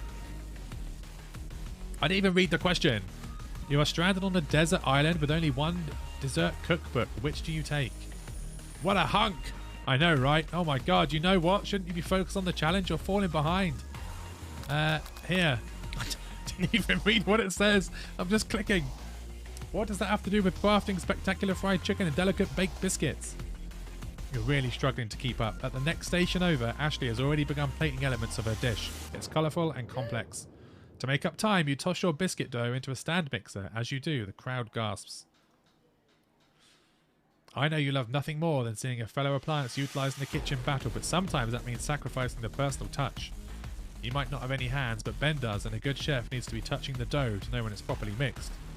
There's an easy way and a hard way. You don't get far by going the easy way. When you hear everyone talking, you realise how serious your error was. You immediately shove your hand into the mixer to rescue your dough before it's overmixed. Oh god. You're not fast enough and your hand gets stuck. It's immediately crushed by the quickly spinning beaters. There's no way you'll be able to use that hand for the rest of the match. Colonel Sanders shakes his head in shame. What you often find is that the easy way can turn out much, much more difficult. Everyone stop what you're doing right now. This battle is over. It can't be. I was so close to finishing my dish. Sweetheart, look at your hand. You simply can't go on. That's too bad, and here I am with a completed dish ready to serve. Surely that makes me the winner by default. No, it wouldn't be fair to compare the two on account of Ben's injury. You see Sprinkles begin to lick his doggy chops as he locks onto the dish. But I suppose you should at least tell us what you prepared. Well, because I'm the sweetest, I skip straight to dessert. Under this white chocolate dome, you'll find a wide array of delights taking you on a journey of flavour that tastes good and tells a story of excellence. I was going to ask Ben to do the honour, but since you're injured, I'm afraid that pouring this creamer of delicate hot chocolate sauce might be too much. Colonel Sanders, if you wouldn't mind lending me your strong, steady hand. Colonel Sanders pours the hot chocolate sauce on top of the dome, causing it to melt away, revealing the ingredients hidden within. Inside, you'll find damn, that looks sick! You'll find a delicate fried cheese croquette atop a slice of honeycomb, ice cream two ways, tender nougat, and pearls. Nougat or nugget, and pearls of blueberry gelée. Jesus. Colonel Sanders seems intrigued, but perhaps not impressed as he dips his finger in the chocolate sauce. Simplicity isn't your strong suit, is it, Ashley? Oh, you. As he places a sauce-covered finger onto his lips, Ashley leans over and whispers something into his ear. A dab of sauce sticks to his mustache. Internalize the rage you feel. Put yourself between Colonel Sanders and Ashley. No, I shall internalize my rage. Your rage burns so intensely within your eyes, they burst into flames. The flames cause your eyebrows to catch fire and turn to ash, and they fall off of your face, which means people will have a hard time understanding your emotions for the rest of the semester. Embarrassed and ashamed by your poor performance, not to mention your crispy fried brow, you run for the quad to be alone. The beautiful weather feels like an insult. Inside of you, a storm rages. It's Colonel Sanders. He's probably here to tell you that he and Ashley are in love and have decided to get married. And he won't even ask you to cater his wedding because you're a terrible chef and an awful person. You try to hide from him, but he approaches you directly. I know you're hurting right now, not just from the devastating loss, but from that run-in with the mixer and that small fire. We should get that checked out. I'm fine. Can't you just leave me alone? I'm a loser. I'm not fit to fill your fryer. Okay, I'll never be the master chef. Failure is a part of life, not just for you, but for all of us. Do you ever think I've never failed at anything before? That's exactly what I think. Well then, think again. I wasn't always the man you see before you, enrolled in culinary school, incredibly handsome, successful, motivated. Well, handsome, sure, I was born that way, but I've walked other paths and arrived at dead ends.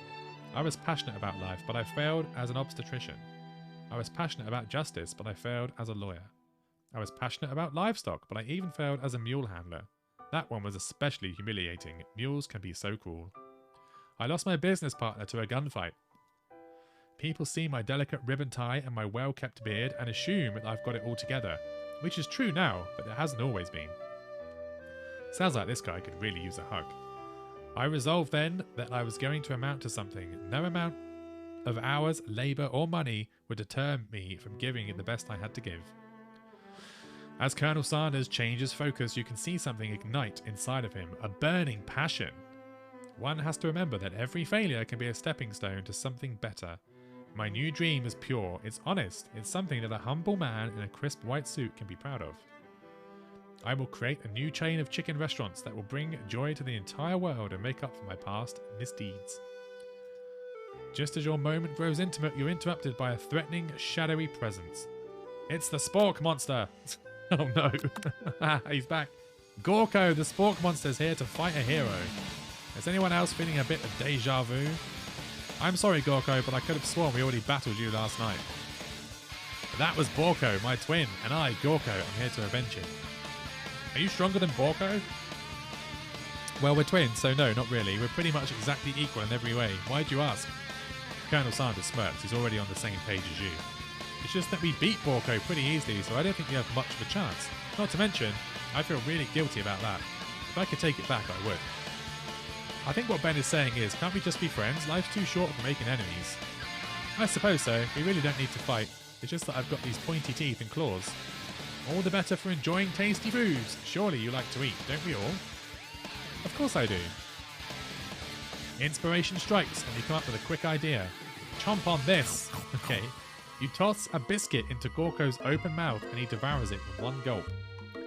Delicious. You're much nicer than the evil students who once upon a time turned me into this creature who stands here today. I don't believe it. You were human once. Well, no, I was a chihuahua. But I was still a student at this school until one day some mean kids with a magic spellbook cast a dark enchantment on me. I was forever transformed. A magic spellbook? Precisely. Borko used to have a copy, but somewhere along the way I've lost it. If you can find such a book, I beg of you, respect it. You're a powerful chef and shouldn't rely on such dark and evil magic. No, you should be protecting the innocent from those who would cheat them through sorcery and guile. If you need me, don't fear, I will be there. It sounds like there are some bad cooks in the kitchen of life. Ben, together I'm sure we can defeat them. Come back to my hideaway and we can discuss. A personal invite? You can't imagine what Colonel Sanders' home must be like, but it sounds like you're about to find out. Oh my god.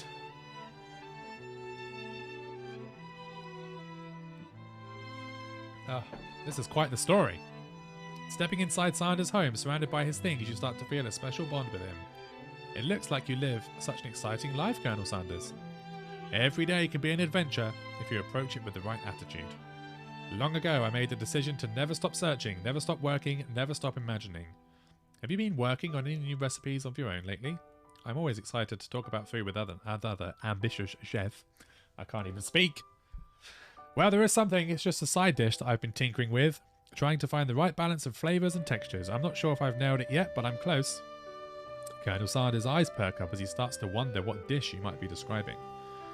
It's meant to pair with something spicy or something crispy. Both, perhaps.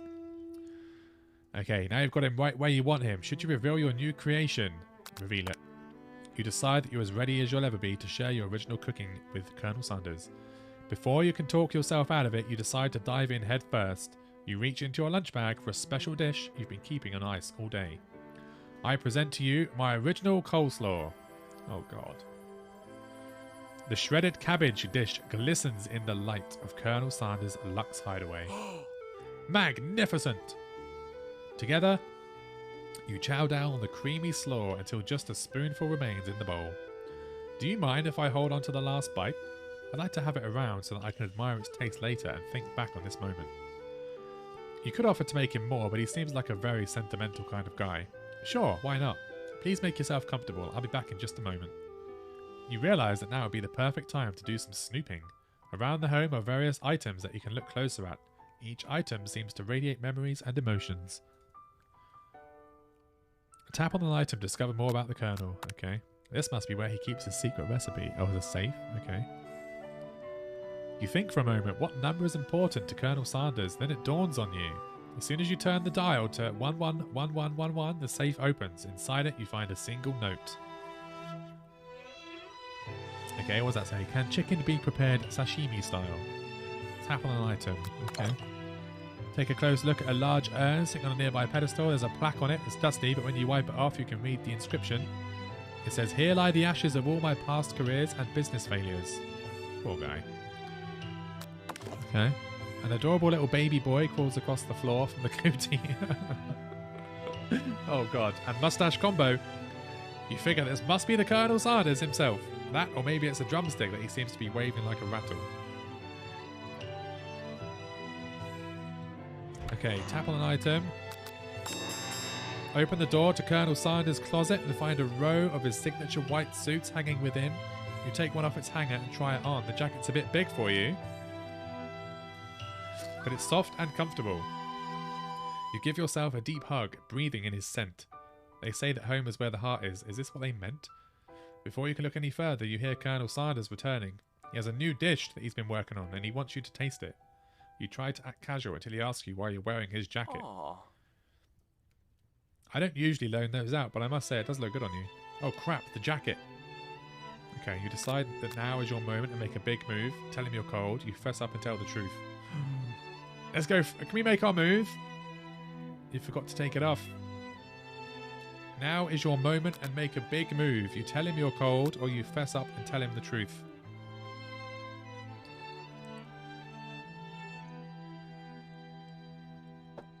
I don't know. I feel like we make a move.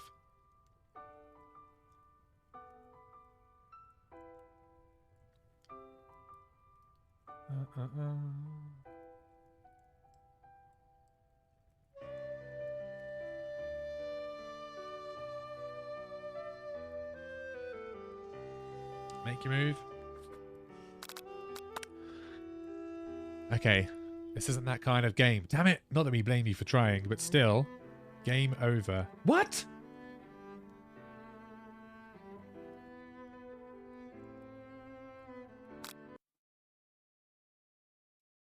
Huh?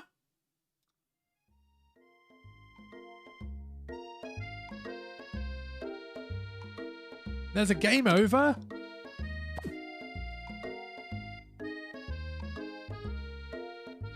There's no way we have to go through all that again.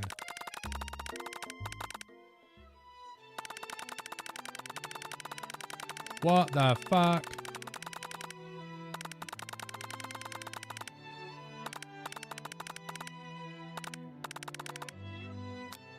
Dude, I'm not going through all that again. I almost lost my voice reading all that. That was weird. Yeah. Oh, hell. It started at the beginning, yeah. Imagine. Hold on a minute. Get back to where we were. Oh my god.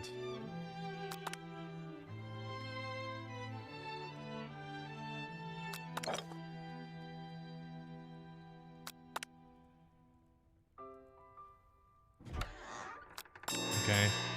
Aww. Tell him you're cold. Okay. I think we passed. It's warm by the fire. Why don't you come a little closer? Suddenly, everything feels like it's moving too fast. Final exams are tomorrow. You should be thinking about what you're going to cook. I should be home studying. Overwhelmed, you take off the jacket and run for the door. But the thought of leaving Colonel in the midst of such an emotional breakthrough gives you pause. You stop yourself. Colonel? Yes, Ben? I honestly think this may be the beginning of something wonderful. I think you're right. We should take things slow. You talk late into the night and drift off into a slumber. Dream sequence. Oh, God. You awake through a beautiful morning in Colonel Sanders' hideaway. Did you make the right decision on how to respond to Colonel Sanders? Only time will truly tell. Today is a day that could change the rest of your life. Your thoughts are interrupted when Colonel Sanders emerges into the room. He's holding a gorgeously plated breakfast and your mouth waters at the sight of it. Here's a simple breakfast I just whipped up. It's meticulous.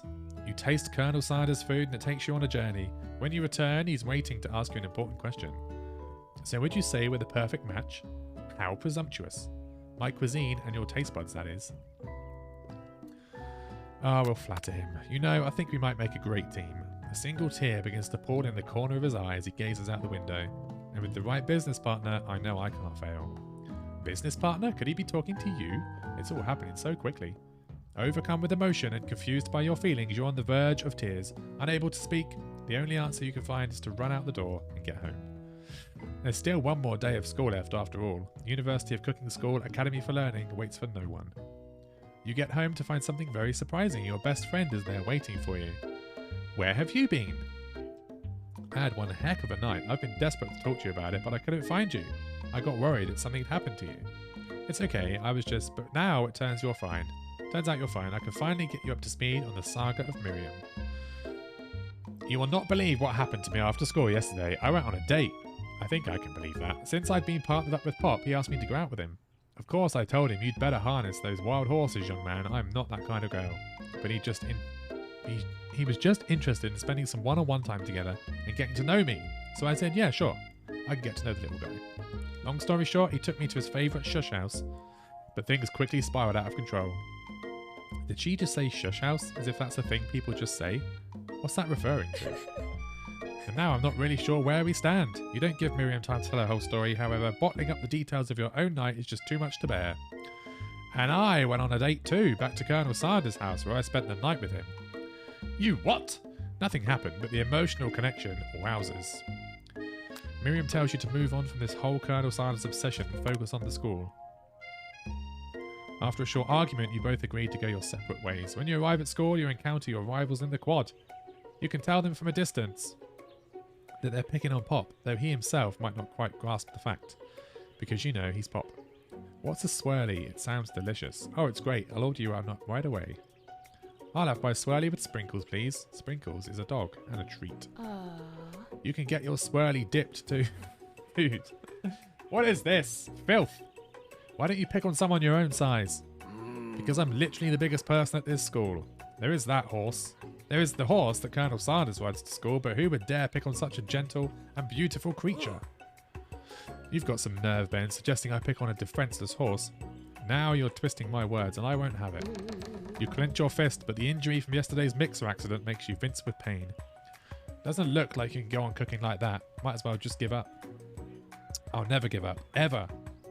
Colonel Sanders arrived just as it appears things are close to boiling over. A naturally intuitive person, he senses that something has been going on. Is everyone excited for the final day of school? Ben, how's that hand feeling? I'm sure you'll be back in fighting form by this afternoon. Aren't you concerned about my hands, Colonel? Yesterday I almost broke a nail winning so hard. Technically, I don't believe a winner was decided, but your presentation was quite impressive. What is he doing complimenting her? But what about the flavour of my delicate, warm, gooey chocolate sauce? It was clear that you're passionate about how your food is received. That's a lot of words to say it was bland. Excuse me, Ben. I am more than capable enough of speaking for myself. Maybe you could tell me more of your thoughts as we walk into class, Colonel. I'm always interested in discussing the fine art of fine foods. See you inside, Ben. Annoyed by Colonel Sanders' inability to see Ashley for who you know she really is, you walk across the quad to get some distance. In an attempt to distract yourself from how slighted you feel by that interaction with Ashley, you take out the spellbook you recovered yesterday and start flipping through the pages. Whoa, that's that book. It looks like bad news. It's just something I found lying around. It would appear to be some sort of grimoire, but I don't really believe in that magic stuff. A grimoire? Like a book of spells? I don't know. Who would spend so much time decorating a magic book if it weren't really powerful? I can think of one surefire way to find out. You open to a page covered with arcane warnings. Cast only in case of extreme emergency, it says around the edges of the page. I could use this spell here that it says it will erase anyone I choose from all of my memories.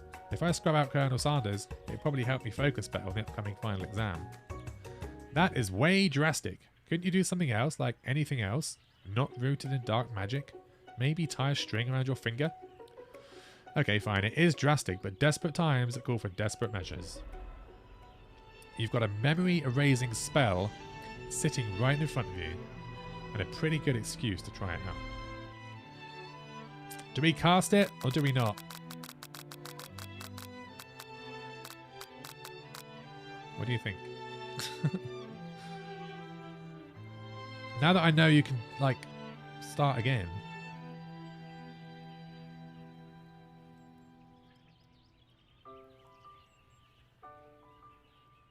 Not. You take your friend's advice and put the book away. It's almost time for class. Sprinkles is already in the room waiting for students to arrive. He clears his voice to make a quick announcement. I want you all to know I feel something of a dog moment coming on, but I assure you it's nothing to be afraid of. His cute little nose scrunches up and he begins to breathe quickly. He must be hungry. Reach for some old homework to give him as a snack. Dogs can be rather unpredictable, especially Sprinkles. Sprinkles stops in his tracks. He focuses in on the window. The room is deadly silent. When you follow his gaze, you see a tiny orange squirrel perched on the cherry tree outside. Sprinkles turns feral and runs towards the window of the classroom. He begins barking uncontrollably at the squirrel outside. Terence! I told you never to come back here, Terence! I will destroy you, Terence! Okay, dude. Sprinkles is barking ferociously, drool flying off his face. The squirrel looks over but doesn't say anything back. You wonder, is that even a talking squirrel? Who named him Terence? You'd better not show your chubby cheeks around here ever again. After Sprinkles is satisfied that his presence has been felt by not only one Terence but any other squirrel in hearing distance, he returns to his professional tone. See you later, Joanna. Take care.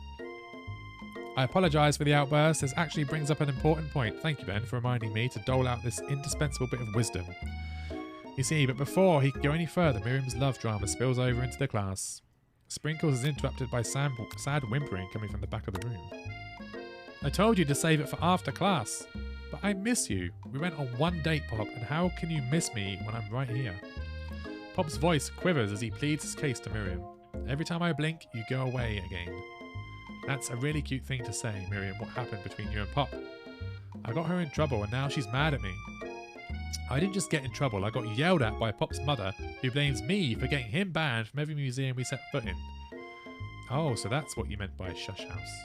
So, we went on one date, we're over. And it meant so much to me that I made this for you. Too hurt to go on arguing, Pop leaves his creation behind and runs out the room. Nothing like a loud public breakup to cast a pall over the final day of school. Well, that was unfortunate, but we mustn't be distracted from what lies ahead. The final competition showdown challenge exam. I'm still working on the title, but I think you get it. Test time approaches. See you all in the arena. Before you can think about your upcoming competition, there's a very beautiful soul nearby in need of a pep talk. Hey Miriam, are you okay? Okay, I'm so mad I could smash a tiny mug, spilling several droplets of hot cocoa all over the floor. How could he embarrass me in class like that in front of everyone? A tiny cocoa is a delicious treasure, so you know that this breakup is no joke, even if the source of her frustration is such a silly boy. I know that you know this, but I'm going to say it out loud. You don't need anyone. Me and you, we're going to cruise through this final test and hit the carpool lane to Success City. Miriam brightens up, imagining the wind rushing through her short bangs, but she hesitates to embrace the feeling all the way. You're not going to saddle up on Colonel Sanders' stallion and ride off into the sunset without me. Of course not. Well, maybe sorta, but I'm sure there's a pony out there with your name on it, and a ranch big enough for both of us and whoever else we want to bring along. If it's not Pop or Clank or anyone else you meet today, tomorrow, or this whole year, so what? You're a special person who shouldn't settle for the first someone to show a little interest anyhow. Miriam gives you a big hug and wipes the tears from her cheeks. I should really review my menu for today. I'm going to make a very special soup, and I bet that Professor Dog is going to love it up. While you were pep talking Miriam, you completely missed lunch, but that's okay, because you had a better idea of how to spend the time before your exam. You've decided to head to the arena early to practice a dish. This is it, the location of your final challenge, a test of will, a test of courage, a test of talent, and a chance to beat the pants off of Van Van, the supposed man-man, and his evil counterpart, Ashley. As planned, you begin to run through a quick test of a recipe you've been working on, Ben's famous chicken pot pie. After practicing for months, making this dish comes second nature to you, and you're able to quickly get a fresh pot pie in the oven. But as soon as you do, your cram session is interrupted by Colonel Sanders. Oh, fucking Colonel Sanders. What are you doing here? There's still time before the final exam. Oh, I'm just taking it all in. I'm big into visualizing success. I'm looking at my station and picturing victory. The pot pie has begun to bake, and the smell is slowly filling the space around you. Visualizing her? That's too bad. I was hoping you were here cooking something delicious. You'd usually happily share your food with anyone who's hungry, but the last time you let Colonel Sanders get in your head, it cost you a cook-off.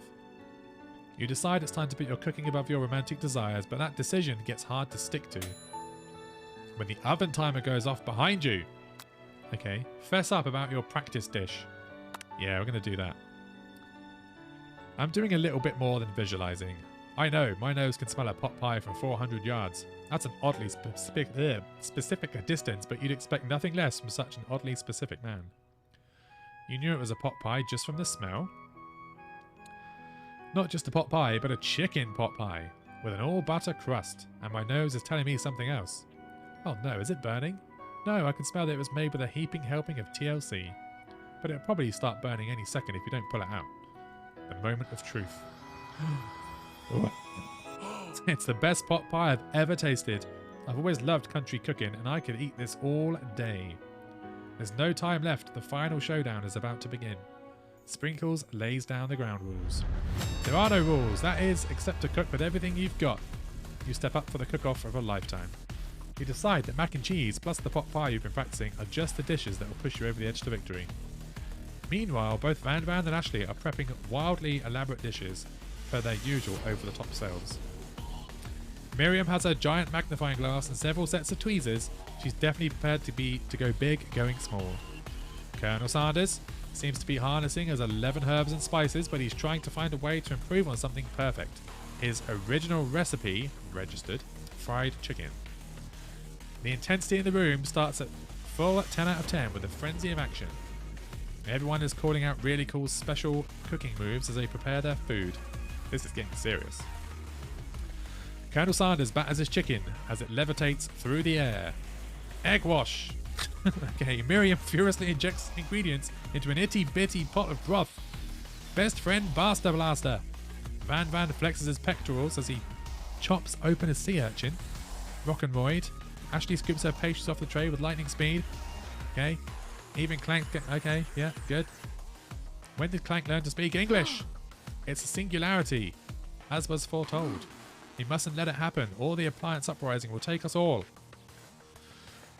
Van Van quickly unplugs Clank and rolls him out the back door of the arena. As you frantically prepare your dish, you notice Ashley has her spellbook out. Is she going to use some dark magic to turn the tide? You've got a book of your own, and you're desperate not to see her win another battle. Should you take this opportunity to fight magic with magic, even if it's almost certainly evil magic? No, we're going to do it the hard way. Who needs magic when you've got passion? Colonel Sanders sees that you've chosen to win on your own terms, and he gives you a subtle wink from across the room. I believe in you, Ben. Miriam notices too. And I've always believed in you, Ben, since we were little kids, because I'm your best friend forever. You turn to notice that Miriam is at your station cheering for you. Miriam, what about your dish? If you're here cheering, who's cooking? Tiny food, short cook time. I'm actually already done, so I thought I'd help you. Miriam tosses a handful of spices directly into your boiling noodles. It's the secret ingredient. However, she doesn't know that you lied and the ingredient was made up. And where in the world did she get Eye of Newt? Oh, fuck. Oh, no, not the Eye of Newt. The boiling pot explodes, sending Miriam flying backwards. The watery noodles begin to swirl in the air, bubbling up into a dark cloud that thickens and congeals before your very eyes. It is I, Steve the Spork Monster. Steve? Wait, what happened to Gorko? You're not here to battle me, are you? We Spork Monsters are many. I think Gorko had the day off. But you have conjured Steve, and I hate to battle, so I'd say you're doing pretty alright. Oh hey, you're in the middle of a cooking competition. I love this stuff. It's better than TV. You crazy kids and your culinary skills really impress me. Mind if I hang out? I'm sorry, Steve, but I'm kind of in the middle of something. Do you mind? Steve the Spork Monster notices that you've got the grimoire stashed beneath your cooking station. I see what you're up to. Crisscross some magical items and accidentally summoned me, huh? Yeah, you guessed it, sorta. If you're here, would you mind tossing some fresh noodles in a pot of salted water? I'd love to. I've always wanted to be on a top chef, actually. You know, when I was just a little spork pup back in the old country. Okay. Actually, you know what? Maybe you should watch from the stands. I really need to focus on this competition. I understand. It's kind of like that time in Monster School when I had fallen asleep during scare tactics class. And when I woke up... Never mind, I'll tell you later. Good luck. Okay. Having suffered this huge setback, you don't know how you could ever win. Give up and drop out. No, you summon extra power from deep down. I can do this. I have what it takes. I came here to win.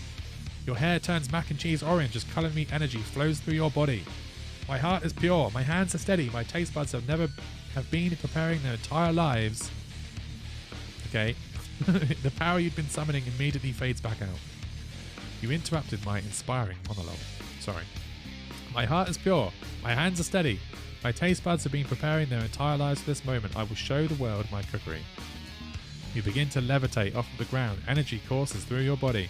You know that with this power, you can do anything. Except turn back time, which would be super useful because while you are powering up, your chicken pot pie overcooked and can't be served. What kind of dating simulator is this? Fucking hell. But don't worry, dear Ben. You may have suffered some setbacks, but all is not lost. Impressed with your fortitude, Colonel Sanders decides you have earned his support. I've been watching you today, and I must say I'm truly impressed. You've been thinking on your feet and rolling with the punches. He steps up to your station and stands right beside you. I'm here to help.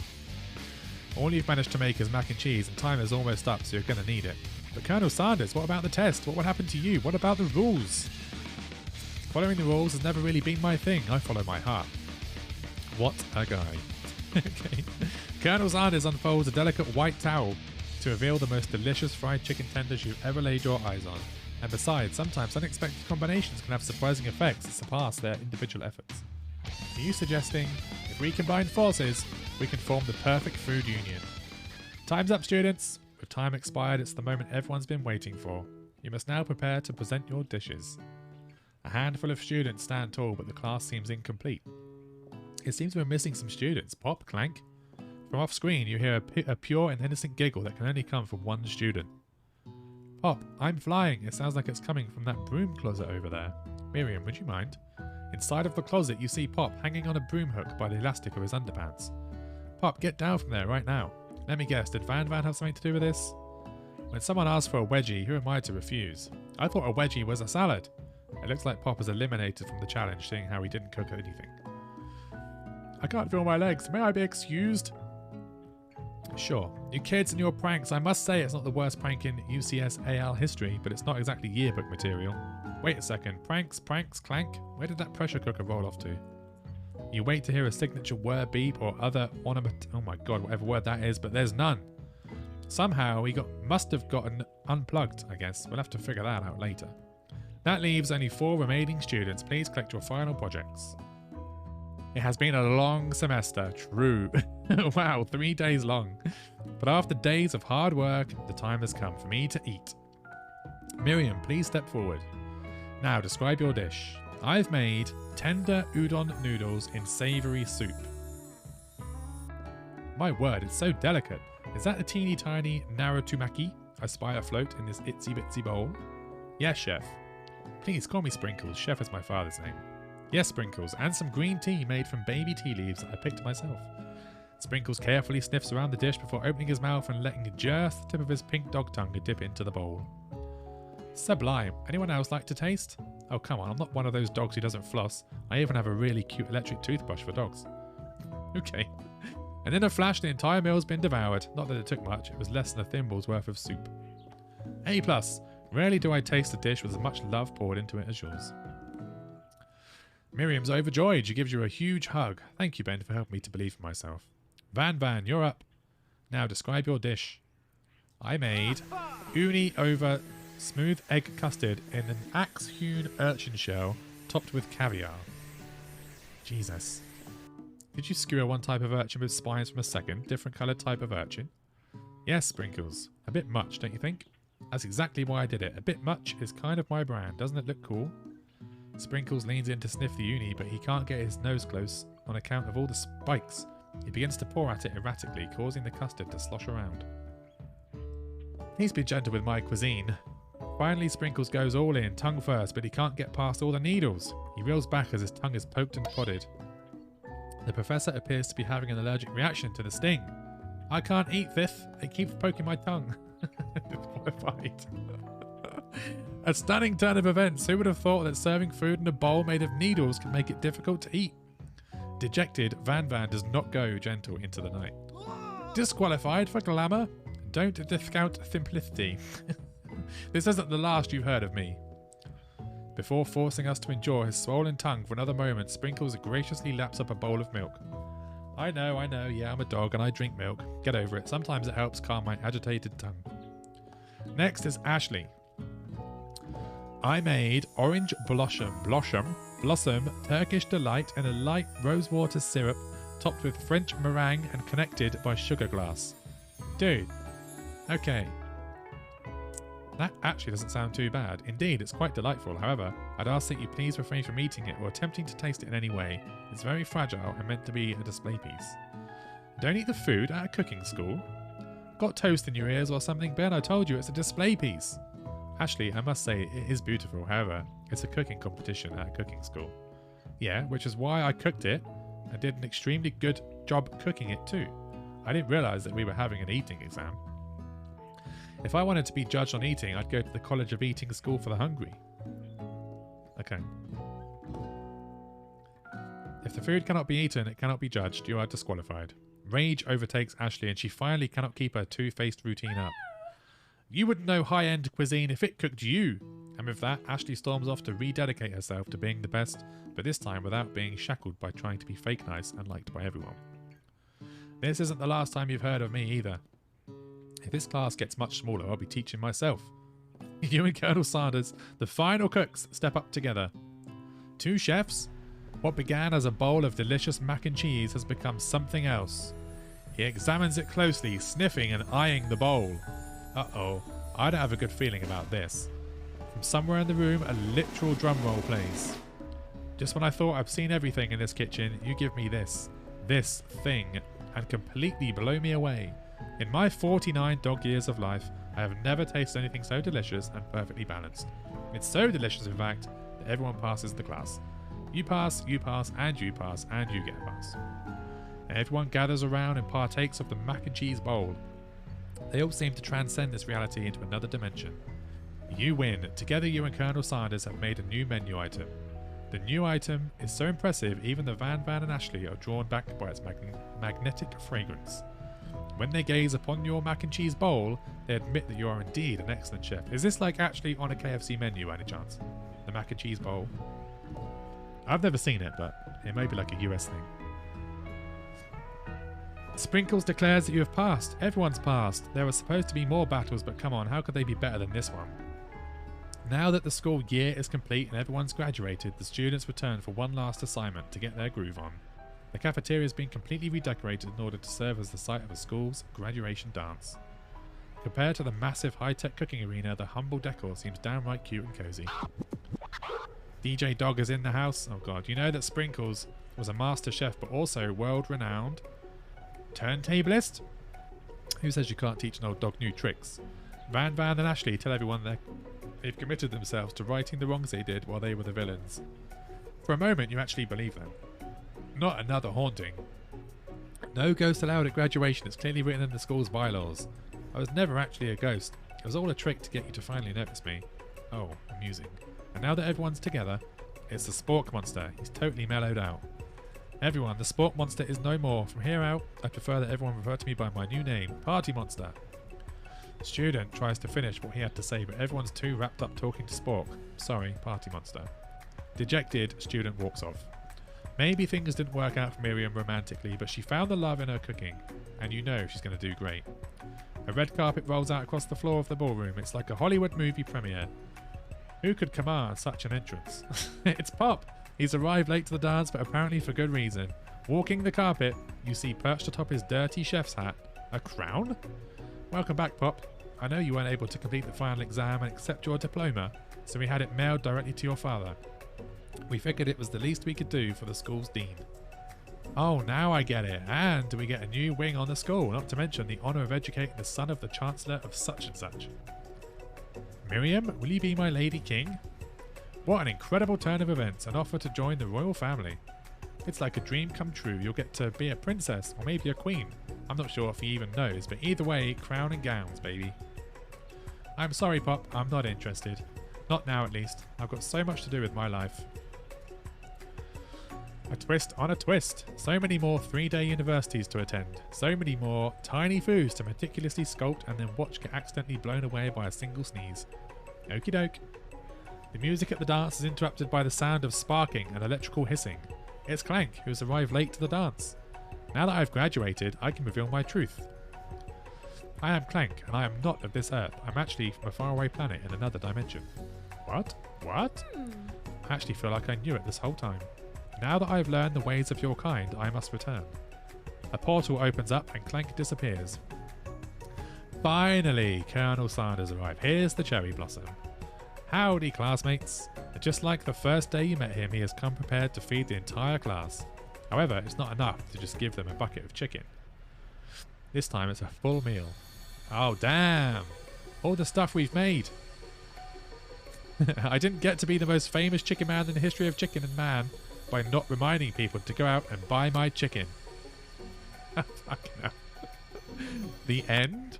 No, it's not the end.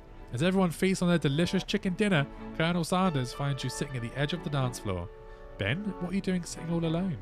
Oh, you know, just waiting for the right person to ask me to dance. I wonder, might you tell me what are the qualities that you would expect to find in such a lucky person? Off the top of my head, oh, I don't know, a spicy musk, a tidy goatee, and a degree from the University of Cooking School Academy for Learning, just to name a few. It truly is my lucky day. Would you dance with me? Yes, I would love to. As you glide across the dance floor, hand in hand with Colonel Sanders, the future stretches out in front of you. And once my 100th franchise is up and running, I'll be ready to take a day off. And I'll be so glad to spend it together with you, Ben. How sweet. We'll work together and play together. Colonel Sanders stops dead in his tracks. Work together? Well, this is something I just need to do by myself. But who will help you run your restaurants?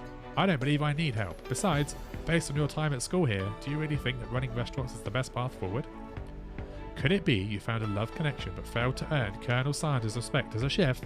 Can you live with only half of him? Will you be able to endure sharing him with his other love, the life of an entrepreneur? I suppose I could enroll at pastry school. Oh, my dear Ben, I'm sure that you'll find your place eventually, and along the way you'll have me by your side. The end. Damn. Smashed it.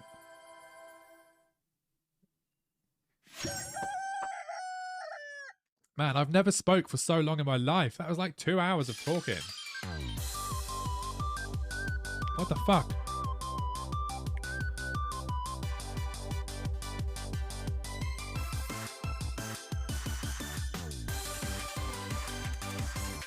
Interesting.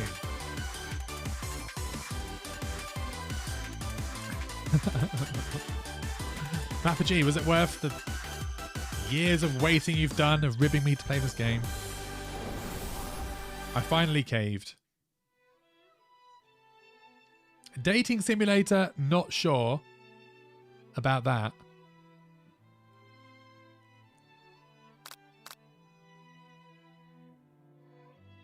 To be honest, I'm now going to have to find another crap game to tease you with. True. Yep, good luck with that. I've never talked so long in my life, I don't think. Damn. My mouth's hurting. Jaw ache. Anyway. That was fun. I guess that's that. Uninstall. Damn. I love you, Colonel Sanders. Right. Phasmophobia. Oh, Sandy's playing Phasmophobia.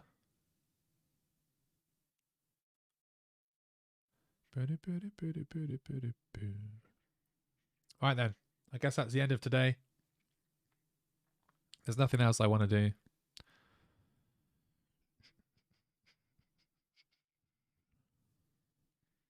I'd go to my local KFC, but they suck. My local KFC is ages away from here. Like, so far. By the time I got home, it would be cold. Which is a good thing, because I'd live there otherwise, probably. I've not had KFC in forever. I honestly can't remember the last time we had KFC. So long ago. Boop, boop, boop, boop, boop, boop. Damn. I wanted to stream longer today, but I just don't know what to do.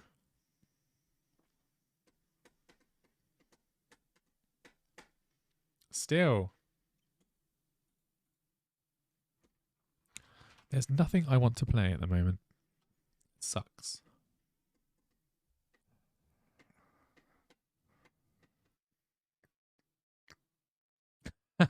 Disappointed. That's the trouble, isn't it? That's the problem. Like, any takeaway is the same. Like, we had McDonald's the other day for the first time in months, only because I wanted the Big Tasty. And it was the most disappointing. They forgot to put the fries in the bag, so we had no fries at all. That was annoying. So I had to cook my own chips, which meant the burgers were then cold. And then when I opened my burger, it was meant to be a Big Tasty with bacon. There was no bacon in it. Like, fuck's sake. This whole thing's been a disaster. No fries, no bacon. Dude, I've been looking forward to that. It's always a letdown.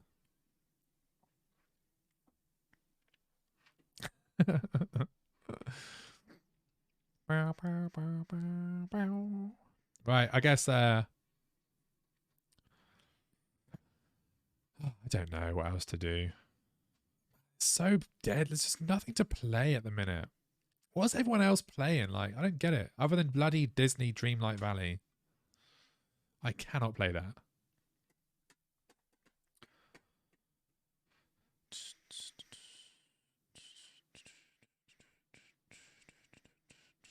No idea.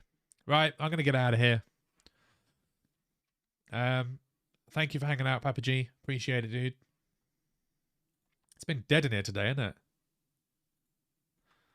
I don't know why. I guess Fridays are quiet now. No idea. Cool. Have a good weekend. Look after yourself. Maybe we'll catch you next week at some point. If you're around, I don't know.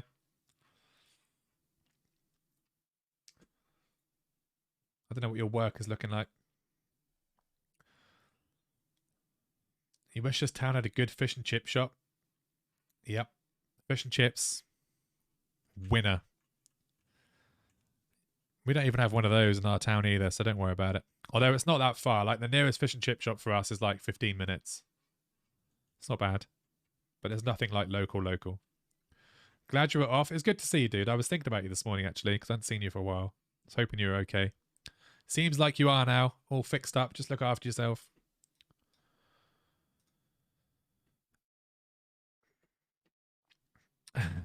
This song. Right. Have a good weekend. Catch you next week. I'll be live on Wednesday morning, and then Thursday, Friday afternoons again if you're around. Whatever. Maybe we'll see you then. Maybe we won't. But enjoy the rest of your days, one and all. I'll catch you later, taters.